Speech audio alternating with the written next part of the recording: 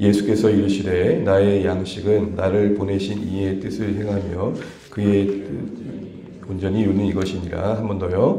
예수께서 이르시되 나의 양식은 나를 보내신 이의 뜻을 행하며 그의 일을 온전히 이루는 이것이니라. 아멘. 우리 인사 나누면서 함께 앞뒤 옆에 격려하시면 좋겠습니다. 함께 기도하며 감사합니다. 앨범 많이 받으십시오. 고맙습니다. 네. 우리가 고난주간을 맞이해서 십자가를 묵상한 이 주간에 특별히 내 마음 그리스도인 지구를 통해서 우리가 십자가를 경험한 삶이 무엇인지를 좀 더 구체적으로 생각해 보고 있습니다. 십자가는 천국 티켓이 아닙니다. 십자가는 어제와 나를 분명히 구별짓는 역사의 현장이며 하나의 사건이 돼야 됩니다. 그런 의미에서 십자가가 우리 가운데서 만들어가는 삶의 구체적인 모습들이 무엇이어야 되는지를 이 책의 도움을 받아가면서 함께 생각하고 있는데요. 이 책은 그렇게 시작했었죠. 우리 마음에 그리스도께서 거하게 하시옵고 라는 에베소의 말씀으로 시작을 했습니다. 거하게 하신다라는 것은 요한복음 14장에 예수님께서 천국에 가서 우리의 거처를 만드신다는 그 거처와 같은 단어입니다. 하나님께서 우리를 천국에서 온전히 사귐을 약속하고 계시는 그 날의 그 기쁨을 사실은 이 땅에서도 온전히 누릴 수 있는 은혜를 우리에게 지금 보여주고 계신 거죠. 이를 위해서 우리의 안에 계신 그리스도의 임재가 실제가 될 필요가 있습니다. 실제가 된다는 것은 우리 안에 주님과 함께하는 그 거룩의 행복과 변화의 기쁨을 누려가는 것을 말합니다. 이 과정은 좀 불편합니다. 왜냐하면 옛 내 모습과 맞닥뜨려야 되고 그것과 결별하고 헤어져야 되니까요. 그러나 그 헤어짐은 우리를 온전케 하는 것입니다. 우리를 자유케 하는 것이고요. 이런 의미에서 우리가 각각의 집으로 비유된 우리의 거처가 되신다는 그 말씀의 근거에서 우리의 마음을 집으로 비유한 이 저자의 안내를 따라서 어제는 우리가 서재를 살펴봤었습니다. 서재는 그 공간이 의미하는 바의 의미는 뭐였습니까? 생각이었죠. 생각. 가치라고 할 수 있을 것입니다. 우리가 어떠한 생각을 더 가까이 하고 있고 무엇을 더 묵상하고 있느냐가 중요하다는 것이죠. 십자가는 우리 안에 선한 생각이 있길 바랍니다. 십자가는 예수님이 그러하셨듯 우리의 생각과 가치가 하나님의 말씀에 있기를 원합니다. 사실은 우리의 삶을 괴롭히는 것들 중에 참 많은 것들이 있지만 우리 안에 무한히 일어나는 상념들 아닙니까? 어떻게 보면 그렇게 붙들지 않아도 되는 생각들이 우리의 세월을 낭비할 때가 참 많습니다. 그렇게 보면 우리의 삶을 파괴하는 것 중에 하나는 허망한 생각들일 것입니다. 근거 없는 상상력들이며 불필요한 상념들이며 정결치 못한 생각들일 것입니다. 그런 의미에서 늘 말씀을 가까이 하고 우리의 생각의 서재라고 할 수 있는 그 공간에 무엇을 지금 꽂고 있는가, 무엇을 가져다 두고 있는가, 무엇을 보고 있는가라는 것이죠. 그리고 우리는 늘 예수님을 깊이 생각해야 된다. 이렇게 말씀을 드렸습니다. 오늘 이제 주인공이 장소를 옮겨서 예수님을 주방으로 모셔갑니다. 주방이 의미하는 바는 뭡니까? 읽어보신 분들은 알겠지만 바로 욕구와 식욕의 방입니다. 우리가 주방에 가서 음식을 먹잖아요. 뭘 먹는다는 의미가 뭘 말할까요? 그건 배부름을 말하죠. 만족을 말합니다. 그래서 이 주방이 말하는 바는 우리 인생의 참된 만족이 뭐냐? 우리는 그 만족을 어디에 두고 있느냐라는 질문을 하고 있는 것입니다.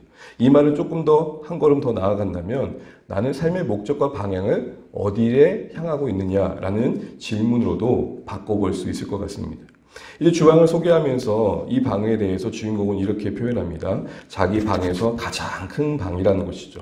그만큼 좋아한다는 것입니다. 그만큼 즐겨하는 곳이라는 것입니다. 더 나아가 참 많은 시간들을 그곳에서 보낸다라고 하는 것이죠. 그러면서 그곳에서 자신의 욕구를 채우며 배부름과 만족을 얻기 위해 애쓴다라고 이야기를 하고 있습니다. 주인공은 이 예수님을 저녁에 그 주당으로 오시고 저녁 메뉴에 대해서 이야기합니다. 그 메뉴가 뭐였습니까? 주 메뉴는 돈이고 학이고 증권이었죠. 여러분 우리가 지금 이야기를 하는 것들이 집이라는 구조를 통해서 어떤 상징적인 은유적인 의미를 담고 있는 것을 염두하고 우리가 좀 이해해 가야겠습니다. 반찬은 뭐였습니까? 명성과 행운이었죠. 이런 것들을 예수님께 딱 대접하려고 펼쳐놨던 겁니다. 주님께서 이것을 참 기뻐하실 거라 생각했습니다. 왜냐하면 자기가 기뻐하니까 하나님께서 기뻐할 거라 생각한 거죠. 여러분, 우리가 신앙생활하면서 참 중요한 것 중에 하나는 내가 기뻐하는 것이 하나님과 기뻐하는 것과 일치되는 거겠죠. 나는 비전이라 생각하고 나는 하나님을 위해 한다는 일들이 그게 나에게 만족이 되고 기쁨이 되고 있는 일들이 정말 그래서 하나님께서도 기뻐하실 거라는 생각들을 하고 있지만 정말 하나님 기뻐하시는가라는 것이죠. 오늘 이 저자의 표현대로 하면 내가 지금 즐겨하고 있는 메뉴가 나의 신앙적인 만족이 되고 있고 나의 신앙적인 기쁨이 되고 있는 것들이 정말 하나님 앞에서 기쁨이 되고 있느냐라는 것입니다. 그런데 사실은 그렇게 예수님께 그 자신의 주요 즐겨 먹는 음식을 그 자신의 욕구와 그리고 만족을 주는 것들을 나누고 있는 그 순간에도 사실은 저자는 그 마음속에 해결치 못한 공허함이 있음을 보게 됩니다. 이렇게 글이 나와 있어요. 솔직히 자신을 드러내는 거죠. 어떤 특별한 음식에 근본적인 잘못이 있는 것은 아니라고 생각했지만 이것이 진정으로 영혼을 먹이고 영적 군지름을 만족시켜주는 참된 음식은 될 수 없었습니다. 지금 그렇게 메뉴를 소개하면서도 주인공 자신은 자신의 그 불만족스러운 공허함을 인정하고 있는 것들을 우리가 보게 됩니다. 먹어도 끝없는 공복감이 있더라는 것이죠. 여기서 일단 그 자체로 뭔가 특별한 음식이 여기 표현에 근본적인 잘못이 있지 않다라고 생각한다는 것을 우리에게 보면서 우리 뭘 보냐면 인간적인 기본적인 인간의 욕구가 그 자체로 잘못됐다는 건 아니라는 것이죠. 그 인간의 욕구에 탐심이 더해져서 그 탐심이 인간의 욕구를 어그러뜨리는 거죠. 그래서 그 욕구가 그 탐심을 만나면 방향을 잃고 우리의 삶을 죄와 부패로 향하게 하는 것입니다. 우리가 잘 돼야겠다. 그래도 한 번 사는 인생 좀 복되게 살아야겠다는 그 마음이 잘못된 게 아니죠. 근데 거기에 탐심이 더해지면 탐심의 본질은 뭐죠? 이기심이죠. 그래서 그 욕구가 이기심을 만나면 방향을 상실한 채 나 잘 되는 쪽으로 가다 보면 누군가를 다치게 하는 것도 크게 문제되지 않는 그런 합리적인 설득이 되는 것이죠. 이런 공허함을 인정하면서 주인공은 허전함을 나눕니다. 그때 예수님께 그런 마음을 두고 묻죠. 주님, 음식이 마음에 드시지 않습니까? 왜 이렇게 물어봤습니까? 차려놨지만 별 말씀을 하지 않으셨기 때문이죠. 예수님의 그 무반응이 조금 불편했던 것 같습니다. 그러면서 자신의 양식을 이제 소개해 주고 계시는 예수님을 만나게 됩니다. 주인공이 펼쳐놓은 저녁 메뉴 앞에서 아무 말 하지 않는 예수님의 모습을 주인공이 보면서 가만히 계신 예수님이 불편했든지 마음에 안 드십니까? 뭐 잘못된 게 있나요? 라는 질문을 했죠. 거기에 대해서 예수님이 뭐라고 말씀하십니까? 우리가 방금 오늘 읽은 본문 나의 양식은 이라고 하면서 또 다른 양식을 말씀하십니다.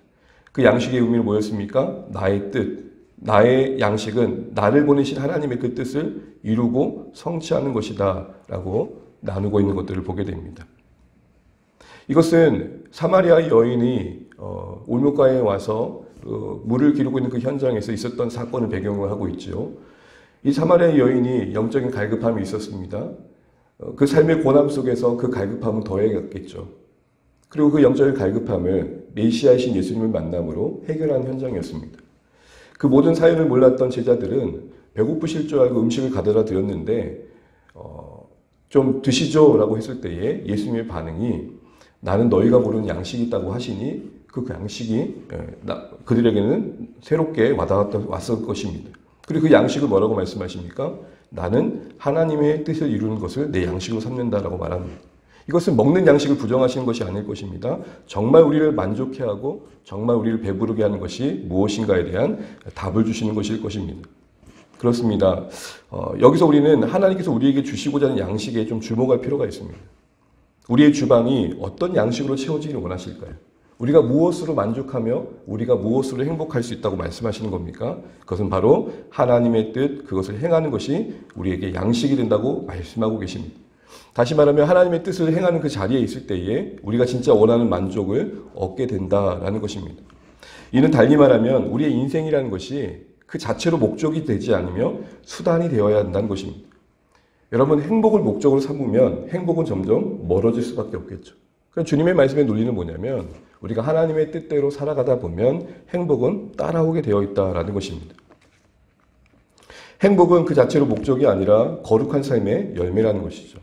이런 관점에서 오늘 주인공은 새로운 양식을 소개받고 있는 것입니다. 그 하나님의 뜻을 따라서 사는 삶의 원리를 그래서 예수님 계속해서 이어서 이야기하시죠. 참된 양식이 너에게 어떤 양식이 참된 양식을 내게 소개하겠다 하면서 뭐라고 말씀하시죠? 하늘에 계신 아버지의 뜻을 행하는 것. 이것을 가장 앞세우는 것. 그리고 야망이나 욕망이나 그 자신의 만족을 구하는 것을 멈추는 것. 어떻게든 하나님의 기쁨이 되기 위해서 애쓰는 것이라고 얘기를 합니다. 자신이 그동안 추구했던 양식의 공허함을 그는 다시 한번 새로운 양식으로 소개받으며 소망을 갖게 됩니다. 여러분, 우리가 다시 한번 지금까지 먹고 마시는 양식, 그게 신앙적이든 일상적인 거든 나에게 만족이 될 만하고 생각하며 애썼던 것들이 정말 하나님이 우리에게 주시고자 하는 양식과 일치하는지를 돌아보면 좋겠습니다. 여러분, 세상에도 사람들이 그 배고픔을 해결하기 위해서 그 배고픔을 해결할 배부름을 줄 만한 것들을 찾고 다니죠. 그러나 여러분, 전도서 말씀은 이 부분에서 명확하게 우리에게 얘기합니다. 제가 몇 가지 말씀을 소개해 드리겠습니다. 전도서 1장 8절에 만물의 피곤함을 사람이 말로 다 할 수 없으니 눈은 보아도 족함이 없고 귀는 들어도 차지 아니한도다. 지금 나에게 눈과 귀로 만족시켜줬던 그런 양식들이 결국에는 온전하지 않는 양식이라는 겁니다. 전도서 5장 10절에는 이렇게 말합니다. 은을 사랑하는 자는 은으로 만족함이 없고 풍부를 사랑하는 자는 소득으로 만족함이 없나니 이것도 헛되도다. 전도서 6장 3절입니다. 사람이 비록 100장녀를 낳고 또 장수하여 사는 날이 많을지라도 그 심령의 낙이 족하지 못하고 또 그 몸이 매장되지 못하면 나는 이르기를 낙태된 자가 저보다 낫다 하노니. 차라리 태어나지 않은 게 더 나을 정도로 그 인생의 공허함이 심각함을 말합니다. 하버드 대학에서 관련된 그 하버드 입학을 관련한 사람이 한국에 관련해서 놀라는 두 가지가 있다고 합니다. 그 첫 번째는 뭐냐면 아시아권에서 한국 학생들이 하버드대 입시의 합격률이 제일 높답니다. 거기에 놀란다고 합니다. 또 하나 놀라는 것 중에 하나는 입시에 이렇게 합격을 해서 하버드 대학에 입학한 학생들이 이제 동양권 아이들이 있는데 거기에 제일 많은 것도 맞는데 제일 중도에 이탈하는 학생도 제일 많은 게 한국 사람이라고 합니다. 왜 그런가 조사를 해봤더니 이들에게는 목표가 하버드 대학이었던 거예요. 그러니까 하버드 대학 가는 게 목표였던 거예요. 그러고 나니까 그 뒤가 없는 거예요. 하버드 대학의 어떤 더 큰 목표를 이루기 위한 과정과 방법이 아니라 그거 자체가 목적이 되다 보니까 그리고 나니 공허함이 온 거예요. 그래서 중도에 이탈한 학생이 많다라는 그런 확인을 했다고 합니다. 사랑하는 성도 여러분, 한 예지만 우리 삶이 그렇지 않습니까? 저것만 얻으면 나에게 그것이 나의 인생의 양식이 될 것 같았던 수많은 애씀의 대상들이 결국엔 그것이 나에게 또 다른 공허함을 줄 때가 얼마나 많습니까? 너무 잘 하신 얘기지만 갈증을 해결한답시고 바닷물을 벌컥벌컥 마시면 그게 내 안에 얼마나 더 큰 갈증을 만듭니까? 여러분, 짠물 먹고 나면은, 짠국 먹고 나면 물을 찾잖아요. 그건 물 아닙니까? 그와 같은 논리로 우리는 하나님 주시는 새 양식, 예수님이 지금 이 주인공에 소개해 준 양식을 다시 한번 새로운 관심을 가지고 바라볼 필요가 있다는 것이죠. 그래서 여러분, 이 주인공이 예수님의 그 제안을 따라서 그 음식을 한번 맛보게 될 때 어떤 보혈을 표현합니까? 이 세상에서는 도저히 맛볼 수 없었던 양식이라고 소개합니다. 그가 그동안 추구했던 양식들이 결국 참된 만족을 주지 않았는데 지금 예수님이 소개해 준 그 양식들은 정말 그에게 또 다른 만족을 줬다고, 새로운 만족을 줬다는 것이죠. 우리가 경제용어지만 한계 효용이라는 게 있지 않습니까? 뭔가 당장에는 공복감을 채워주기 때문에 그 만족도가 상승하는 것 같지만 점점 평행을 긋죠. 그러나 오늘 예수님이 양식을 소개해 준 그 양식을 우리의 것을 삼을 때에 우리는 이전에 알지 못했던 그런 새로운 만족의 세계를 경험하게 된다는 것입니다. 이는 우리 존재와도 관련되어 있습니다. 우리 존재는 하나님의 창조의 결과입니다. 그러기에 그 창조의 목적에 따라 살아가지 않는다면, 우리는 그 지음받은 대로 살지 않는다면 그 지음받은 목적에서 멀어지는 만큼 만족으로부터, 배부름으로부터도 너무 멀어지게 된다는 것이죠. 다시 말해 우리는 하나님의 영광을 드러내는 존재로 살 때에 오늘 주방에서 소개되는 것대로 진짜 만족을 누리며 살 수 있다는 것입니다. 그러나 끝없이 우리는 우리 중심적인 욕구와 하나님의 뜻대로 살아갈 존재로서의 그 양식과의 싸움에서 늘 싸웁니다. 마치 식당에 가가지고 뭘 먹을까 고민한 것 같아요. 그것이 최선의 선택이 되지 못하고 항상 그 욕구를 따라 먹는 메뉴를 선택하는 것이 다르듯 우리의 욕구에 끌려 하나님이 원하시지 않는 양식을, 곧 배고플 수밖에 없는 양식을 취할 때가 참 많다는 것이죠. 여러분 다시 한번 우리는 하나님께서 우리를 지으셨고 그 목적하신 대로 살 때에 참된 만족을 누릴 수 있다는 사실들은 이 주방을 통해 확인하시면 좋겠습니다. 여러분은 여러분의 주방에 어떤 음식으로 여러분의 배부름을 추구하고 계십니까? 그 음식의 내용은 무엇입니까? 무엇으로 배부름과 만족을 얻고자 하고 계시냐 하는 것이죠. 하나님의 뜻대로 오늘 소개된 대로 그것이 우선되어진 삶을 살아갈 때 주시는 만족이 우리 존재의 가장 근원적인 배고픔을 해결하는 만족임을 알아야 됩니다. 하나님의 영광을 드러내는 존재가 되기 위해서 그렇다면 어떻게 살아야 됩니까? 가장 중요한 두 가지를 생각해 보면 무엇보다도 삶의 동기와 목적이 하나님 그분을 높이는 것이 되어야 됩니다. 왜 해야 되느냐의 그 목적에 하나님이 늘 계셔야 됩니다. 두 번째로는 그 모든 관계와 삶의 자리, 내가 있는 그곳이 하나님의 뜻을 이루는 현장이 되셔야 됩니다. 내 그동안의 삶의 방식과 연륜에 따라 사는 게 아니라 하나님께서 이 자리에서 나에게 뭘 원하실까 늘 이게 고민되는 것이죠. 다시 말하면 생존을 위한 배고픔에 배부름을 추구하는 게 아니라 생명 있는 자로서의 명예로운 삶을 선택하자는 것입니다. 생존 중요합니다. 그러나 생존을 위해 존재하는 것이 아닌 생명에 합당한 자로서의 삶을 선택하자는 것이죠. 이것을 한마디로 말한다면 우리는 소명과 사명에 관심이 있어야 된다는 것을 오늘 주방의 주인공과 예수님의 대화를 통해 확인하게 됩니다. 인생의 목적을 발견하고 성취하자는 것이죠. 오래전에 읽었던 책 중에 하나가 꿈을 버려라 라는 것입니다. 여러분 보통 책을 보면 꿈을 꿉시다는 거 아닙니까? 꿈을 키우자는 거 아닙니까? 근데 그 책의 제목은 꿈을 버려라 였습니다. 가만히 봤더니 요지는 그거였습니다. 여러분이 말하는 꿈이 정말 하나님 보실 때 원하시는 겁니까? 라는 관점이었죠. 우리는 꿈이라는 이름으로 비전이라는 이름으로 내 욕심을 포장할 때가 참 많죠. 10대들을 신앙의 어떤 현실을 조사하기 위해서 한 사회학자가 조사를 했는데 너에게 하나님은 어떤 분이시니? 라고 소개했을 때 이런 그림을 그리더래요. 하늘의 집사? 집사란 말을 이렇게 서포트하는 사람이죠. 나를 돕는 분? 그러니까 결론적으로 정리돼 보면 여러 이미지를 한마디로 하나님은 자신의 필요를 위해 존재하는 그 존재, 그 이상, 그 이하도 아니라는 것이죠. 웨이터처럼 여기더라는 것입니다. 여러분 우리가 예를 드는 이야기지만 자녀들에게 종종 그런 물어보죠. 너 뭐 하고 싶니? 그래 여러분 오늘 주방에서 이야기되는 관점에서 본다면 질문을 좀 바꿔야 되지 않을까요? 뭐 하고 싶니 보다는 하나님께서 너를 통해 뭘 하시면 더 기뻐하실까? 주어가 바뀌어야 된다는 것입니다. 여러분 십자가를 가만히 묵상해 보십시오. 십자가를 주방의 관점에서 한번 비춰보시죠. 그 찢기고 쏟아내는 현장에서 주님은 만족하시면서 이렇게 말하십니다. 다 이루었다. 그게 어떻게 배부름이 되죠? 그게 어떻게 만족의 현장이 될 수 있을까요? 적어도 만족이라 한다면 내 앞에 식탁 위에 먹고 싶은 음식이 딱 깔려있고 그리고 나서 아이고 배부르다 해야 정말 배부름 현장 아닌가요? 근데 아무것도 없고 난자하게 찢기고 상하고 흘린 모든 걸 쏟아내는 그 자리가 어떻게 배부름의 현장이 될 수 있는 거죠? 고린도서 말씀은 그렇게 말합니다. 그의 가난하심이 우리를 부욕케 하셨다. 그게 진짜 참된 배부름의 삶이다. 사랑하는 성도 여러분, 가만히 보면 그런 것 같습니다. 내가 나를 위해 열심을 낼 때 주는 기쁨이 분명히 있습니다. 그러나 그것은 곧 사라지더라고요. 그런데 내가 그래도 누군가를 위해 그의 어떤 아픔과 그의 어떤 필요를, 그의 어떤 어려움들을 함께 해주고, 기도해주고, 그래서 그 사람이 세워진 걸 보면 그 기쁨은 참 크더라고요. 사랑하는 성도 여러분, 이 십자가의 기간을, 묵상하는 주간을 지나면서 이 주방이 주는 도전 앞에 우리 다시 한번 돌아보면 좋겠습니다.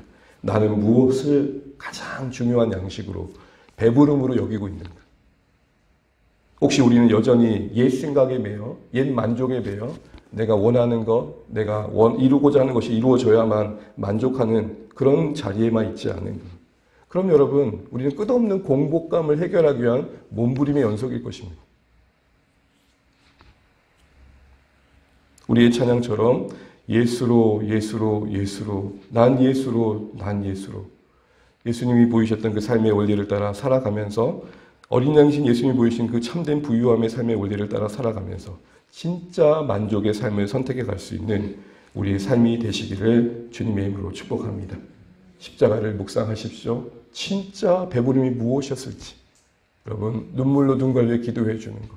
여전히 내 문제가 쌓여 있지만 그래도 내가 주님을 위해 살기 위해 오늘 나의 삶을 조정해 가는 것 등등, 낮아짐의 자리에 참된 만족이 있고 섬김의 자리에 참된 행복이 있으며 또한 내가 누군가를 위해 나를 드린 희생의 자리에 참된 배부름이 있다는 걸 잊지 마시고, 주님께서 그 가난해지심으로 우리를 부욕해 하신 삶의 참된 만족의 원리를 따라 그것을 우리의 주방의 양식으로 삼기를 결단하시는 오늘의 말씀의 나눔 되시기를 주님의 이름으로 축복합니다.